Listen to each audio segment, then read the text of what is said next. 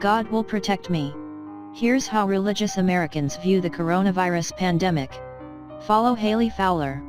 In a new study by the University of Chicago School of Theology and the Associated Press-NORC Center for Public Affairs, Americans who say they believe in God were polled about whether COVID-19 is a message from God, if the pandemic has challenged their spirituality, and how religious freedom fits all. It is remarkable that when it comes to sin, people are not pointing the finger at specific groups such as sinners, unbelievers, or believers. Other threshold.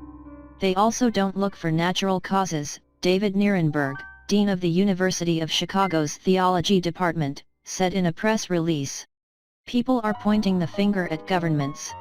To conduct the study, researchers polled 1,002 individuals between April 30 and May 4 using a dashboard based on probabilities designed to represent the U.S. household population.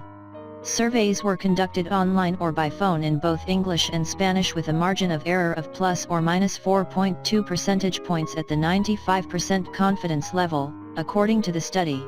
The AP news agency said the questions were asked without identifying a specific faith and the sample size was too small to explain opinions of religious beliefs in smaller numbers than Chinese Christians, states, including Muslims and Jews. According to their findings, about 1 in 10 Americans consider the situation surrounding COVID-19 in the U.S. to be a human sin. About 43% of respondents said foreign government actions and policies were to blame, while 37% pointed to the U.S. government. Less than a third attributed the current situation to other things in nature and 21% attributed it to global trade. Human sin accounted for 11% of respondents, followed by immigrants at 9%, climate change at 7%, non-Christians at 3%, non-religious at 2% and Christians are 2%. At least 24% said none of these is responsible. Message from God. Nearly two-thirds of religious Americans feel the coronavirus pandemic is God told humanity to change the way we live, according to the study. That claim is more true for Black and Western Americans. Spain, 73% of them and 65% of them say they agree. About 48% of white Americans concur. More than half of respondents also said they believe God will protect them from infection. Broken down by affiliation, 67% of white evangelical Christians agree with that statement, compared with 53% of other Americans who believe in God. But almost no one says the pandemic has tested their faith in God. According to the study, 73% of respondents said they feel their faith and spirituality remained the same. Less than 1% said they believed in God before the outbreak but no longer believe.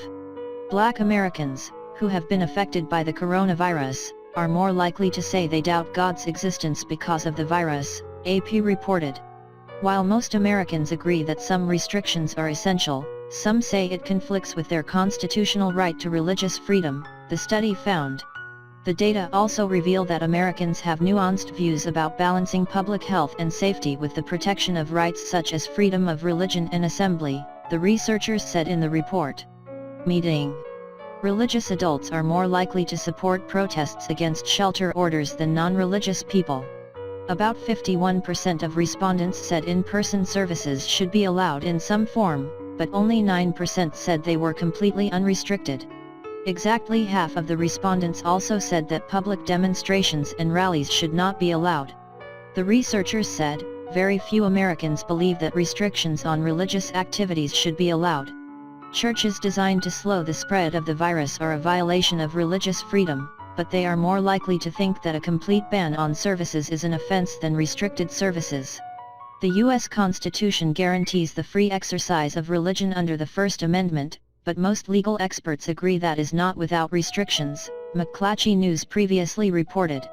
Kathleen Hoke, a professor at the University of Maryland Carey School of Law and director of the Eastern Regional Public Health Law Network, told McClatchy, all constitutional rights are limited in some way.